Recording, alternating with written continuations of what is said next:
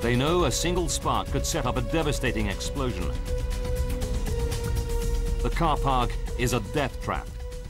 That's what we were worried about. Any spark of a machinery would... The subway engineers have an agonizing wait whilst the water and petrol are pumped out. Then they start hacking a makeshift tunnel through the debris, using small hydraulic jacks to support the thousands of tons of rubble above. Sunday, 7 p.m. It takes 7 hours to tunnel 9 meters. The ground's so unstable above us, everything, we were just taking a chance, like. Then their worst fears are realized. It started to close in on us.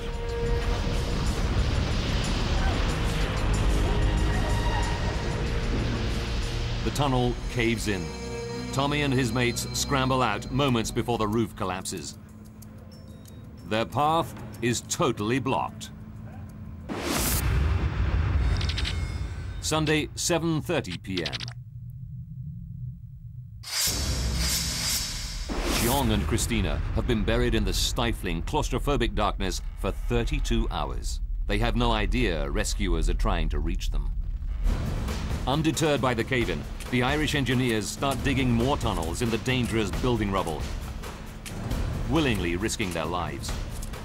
The tunnelers were the bravest people I've ever met in my life.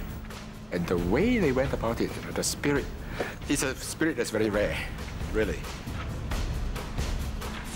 Tunnels 2 and 3 are built from the southeast, but the subway engineers soon find their path blocked by huge slabs of debris. With Tunnel 1 still too dangerous after the cave-in, a fourth tunnel is dug northwards. It takes all night, but Tommy and his mates crawl under crushed cars and dig all the way around the exterior basement wall.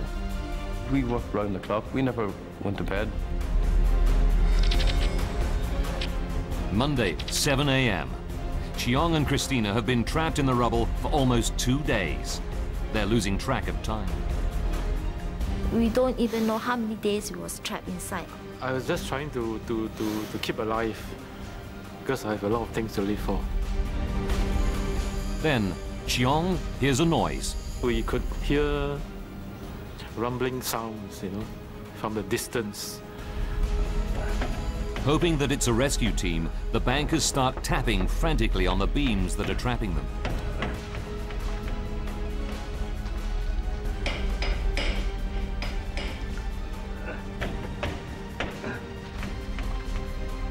Hello! I'm here! Down here! Where? Down here! Coming to get you! We was very happy, didn't know where we are. The tunnelers crawl ever closer to Chiong and Christina.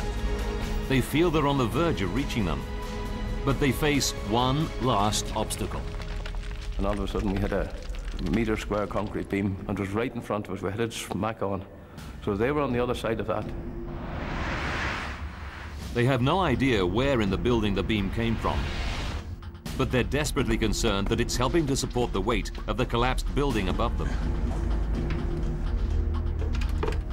6,000 tons of rubble are balanced delicately above the heads of Christina, Chiong, and now the tunnelers. It's noon on Monday, 2 days into the disaster. The rescue workers decide they have no choice except to break through the huge concrete beam. Dr. Lim joins them, ready for any emergency. You don't think of the danger. There's somebody at the end of the tunnel and you want to reach that person. The tunnelers' drills carve through the concrete surprisingly fast. A few meters away, in the darkness, Chiong hears the drilling getting louder.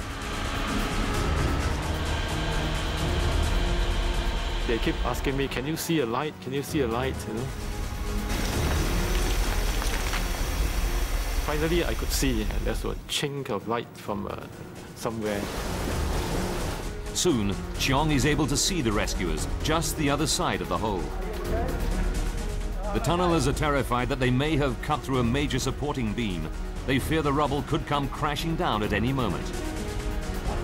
They tell Cheong to stay where he is whilst they prop up the roof. I said, no thank you, I'm coming out. Cheong cannot bear to stay another moment in the darkness. He scrambles towards safety. He just ran.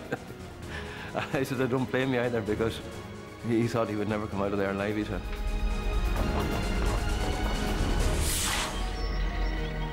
After 2 days, buried alive, Cheong is able to walk out into the daylight with just a few scratches. That was really a miracle. Christina is buried deeper in the rubble. It takes another 7 hours to rescue her.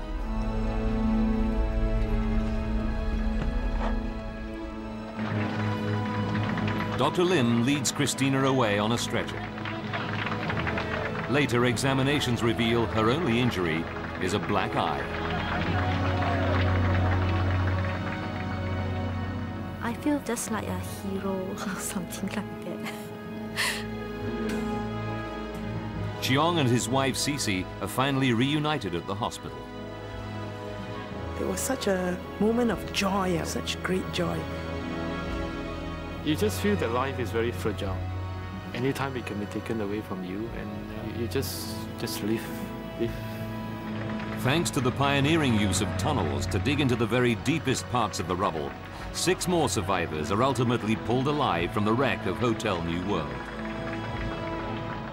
In all, 17 people have been saved. But 33 have lost their lives. Now, by rewinding the events of that fateful day, and by going deep into the investigation, we can reveal what really happened to the Hotel New World. Advanced computer simulation will take us where no camera can go, into the heart of the disaster zone. A commission of inquiry will be appointed to seek answers to the many questions raised in this, the worst building disaster in Singapore.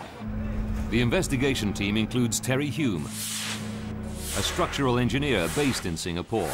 He has decades of experience in major building construction.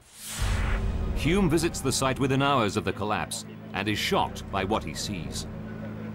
The first impression was that the whole collapse must have been very rapid, and the whole building must have collapsed at the same time. It was clearly something unusual. In a city like Singapore, it's everyone's worst nightmare. Similar buildings are everywhere, and much taller structures soar skywards all across the island. The investigators need to find out why the Hotel New World collapsed, and fast. How did a 6-story reinforced concrete building collapse in fewer than 60 seconds? Until the investigators find out, the lives of millions who live and work in similar structures throughout Singapore could be at risk. The team interviews locals who remember that 10 years earlier, a gas leak knocked out 35 people at the hotel site.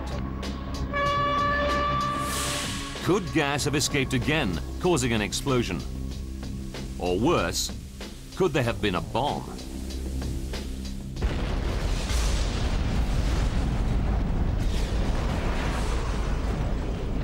It's investigator Terry Hume's first hunch. He knows that explosions leave telltale signs, what the experts call a distinctive signature.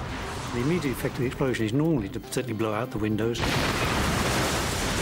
possibly blow out the sidewall. You would see some sort of evidence of this explosion, blowing the debris out or windows shattered.